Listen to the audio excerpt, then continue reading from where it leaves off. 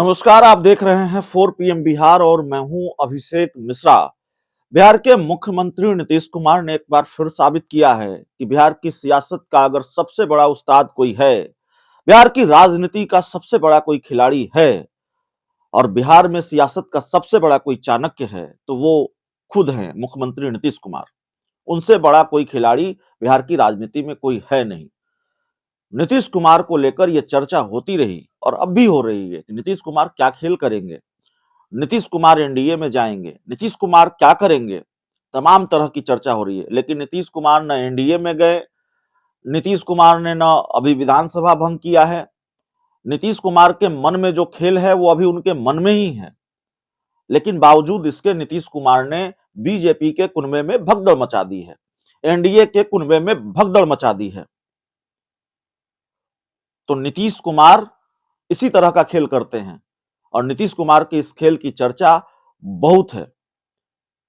चिराग पासवान, और चिराग पासवान की बात करेंगे, लोक जनशक्ति पार्टी रामविलास के राष्ट्रीय अध्यक्ष चिराग पासवान हुलुक बुलुक कर रहे हैं और ये हुलुक बुलुक उनका खेल बिगाड़ सकता है। ये हुलुक बुलुक शब्द का इस्तेमाल हम इसलिए कर रहे हैं, जिन दर्शकों को समझ में ना आए, ये शब्द उनके चाचा के हैं, पशुपति पारस, केंद्रीय मंत्री पशुपति पारस के हैं। पशुपति पारस लगातार ये कहते हैं कि चिराग पासवान हुलुक बुलुक करते हैं और ये कहने की कोशिश करते हैं। इस बात का मतलब यह है कि चिराग पासवान एक गठबंधन में रहते हुए दूसरे गठबंधन की तरफ देखते रहते हैं, दो नाव की सवारी करते हैं। ये उनके चाचा का आरोप रहा है, उनके चाचा की पार्टी राष्ट्रीय लोक जनशक्ति पार्टी के नेताओं का आरोप रहा है, प्रवक्ताओं का आरोप रहा है कि चिराग पासवान भारतीय जनता पार्टी के प्रति वफादार नहीं है। तो पशुपति पारस अपने शब्दों में इसको जो बयां करते हैं वो कहते हैं हुलुक बुलुक करते हैं। तो चिराग पासवान हुलुक बुलुक कर रहे हैं, ऐसी जानकारी निकलकर सामने आ रही है।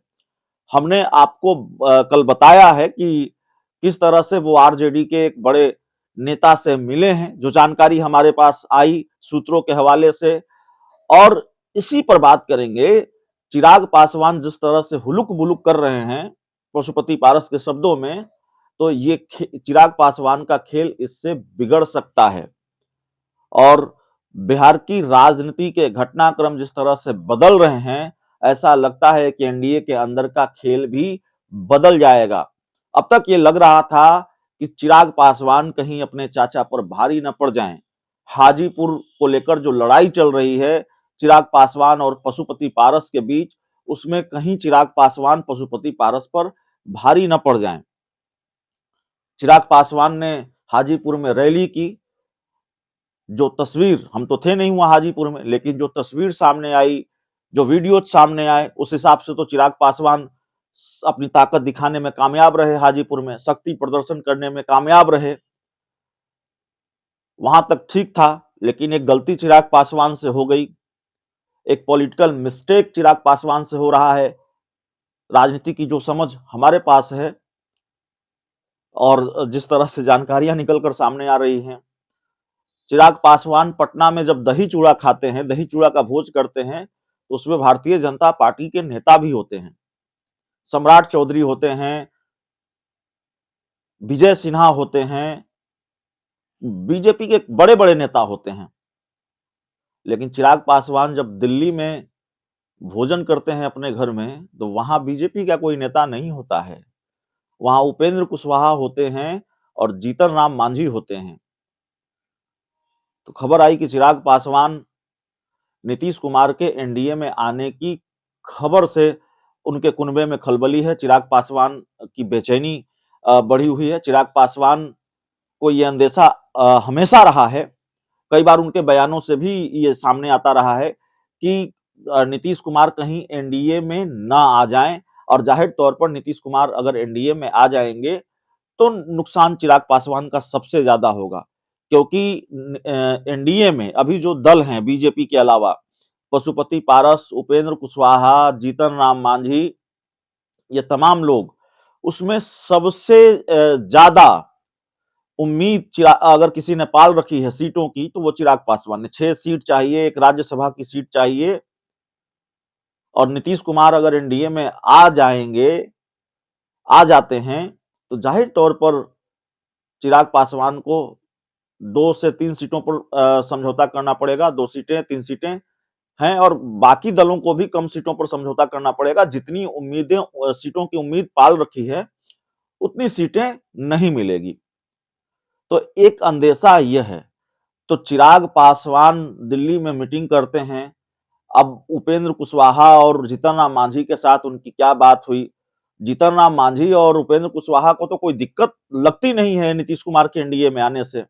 जीतन राम मांझी तो खुलकर कह रहे हैं कि बीजेपी अगर ऐसा फैसला करती है तो हम स्वागत करेंगे, जो होगा, जो परिवर्तन होगा वो राज्य हित में होगा। उपेंद्र कुशवाहा तो कह रहे हैं कि हम नीतीश कुमार को एनडीए में लाने के लिए पैरवी करेंगे। दिक्कत सिर्फ चिराग पासवान को है। और पशुपति पारस, अगर मैं मुहावरे का इस्तेमाल करूं तो पशुपति पारस और उनके कुनबे की तो बाछें खिली हुई हैं। चाचा का कुनबे में तो खुशी की लहर है नीतीश कुमार के आने की खबर को लेकर। नीतीश कुमार एनडीए में जाएंगे नहीं जाएंगे, कल जिस तरीके से उन्होंने फैसला लिया, मंत्रियों के विभाग बदल दिए, तो राजनीति के जानकारों की राय यही है कि जिसे गठबंधन बदलना होगा वो मंत्रियों के विभाग क्यों बदलेगा? वो कोई दूसरा खेल करे, नीतीश कुमार कर सकते थे। तो नीतीश कुमार के एनडीए में जाने की गुंजाइश कम हो गई है या खत्म हो गई है।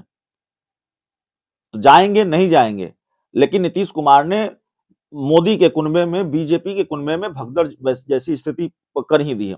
तो चिराग पासवान दिल्ली में अपने घर पर क्या खिचड़ी पका रहे थे उपेंद्र कुशवाहा और जीतन राम मांझी के साथ, और उसके बाद फिर ये खबर आ जाती है कि चिराग पासवान आरजेडी के एक बड़े नेता से मिले हैं। तो एक गठबंधन में रहकर दूसरे गठबंधन में सेटिंग की जो कवायद है, ये जो हुलक बुलुक की कोशिश है, ये चिराग पासवान का खेल बिगाड़ सकता है। भारतीय जनता पार्टी चिराग पासवान को गच्चा दे सकती है। हाजीपुर सीट चिराग पासवान के लिए भी अहम है और पशुपति पारस के लिए अहम है। चिराग को भी हाजीपुर सीट चाहिए और पशुपति पारस को भी हाजीपुर की सीट चाहिए। और फिलहाल अभी जो स्थिति और परिस्थिति है, पशुपति पारस इस रेस में आगे दिखाई देते हैं। हाजीपुर सीट पर उनकी दावेदारी मजबूत नजर आती है। और एक खेल जो एनडीए के अंदर चल रहा है, चाचा भतीजे के बीच जो सहमत का खेल चल रहा है, वो खेल ये है कि चाचा पशुपति पारस की पार्टी भारतीय जनता पार्टी को ये मैसेज देने में जुटी हुई है, भाजपा को ये बताने में जुटी हुई है। हम ये नहीं कह रहे हैं कि पशुपति पारस की पार्टी जो बताना चाहती है वो सही है, गलत है, लेकिन पशुपति पारस की रणनीति यही है कि भाजपा को यह बताया जाए कि चिराग पासवान वफादार सहयोगी नहीं है। चिराग पासवान कभी भी पाला बदल सकते हैं, चिराग पासवान कभी भी झटका दे सकते हैं। और चाचा पशुपति पारस के शब्दों में चिराग पासवान हुलुक बुलुक करते हैं, हुलुक बुलुक कर रहे हैं। चिराग पासवान के लिए पशुपति पारस की पार्टी के नेताओं के बयान है कि उन्होंने कई राज्यों में बीजेपी के खिलाफ उम्मीदवार उतार दिए, बीजेपी को नुकसान पहुंचाने की कोशिश की। 2020 के विधानसभा चुनाव में बीजेपी के खिलाफ उम्मीदवार उतार दिए थे। तो जैसे जैसे चुनाव नजदीक आ रहा है, जैसे जैसे लोकसभा चुनाव नजदीक आ रहा है, जैसे जैसे सीट बंटवारे की जो मियाद है वो करीब आ रही है, वैसे वैसे चाचा और भतीजे की लड़ाई और आक्रामक होती जा रही है। चिराग पासवान पर पशुपति पारस की पार्टी हमलावर है, पशुपति पारस पर चिराग पासवान की पार्टी हमलावर है। लेकिन चिराग पासवान कहीं अपना खेल न बिगाड़ लें, इस बात का अंदेशा नजर आ रहा है। जिस तरीके से खबरें आ रही हैं कि वो आरजेडी के साथ सेटिंग करने में जुटे हुए हैं, आरजेडी के बड़े नेता से वो मिले हैं, मुलाकात हुई है, ये अपने आप में बड़ी खबर है। और ऊपर से उनकी पार्टी के प्रदेश अध्यक्ष कह रहे हैं कि हमारा प्लान ए, प्लान बी सब तैयार होता है। तो जाहिर तौर पर भारतीय जनता पार्टी के साथ खेल करने में चिराग पासवान कामयाब हो जाएंगे या भारतीय जनता पार्टी चिराग पासवान के साथ खेल कर देगी, ये देखना बड़ा दिलचस्प होगा। हुलुक बुलुक का खेल तो चल रहा है। बहुत बहुत धन्यवाद।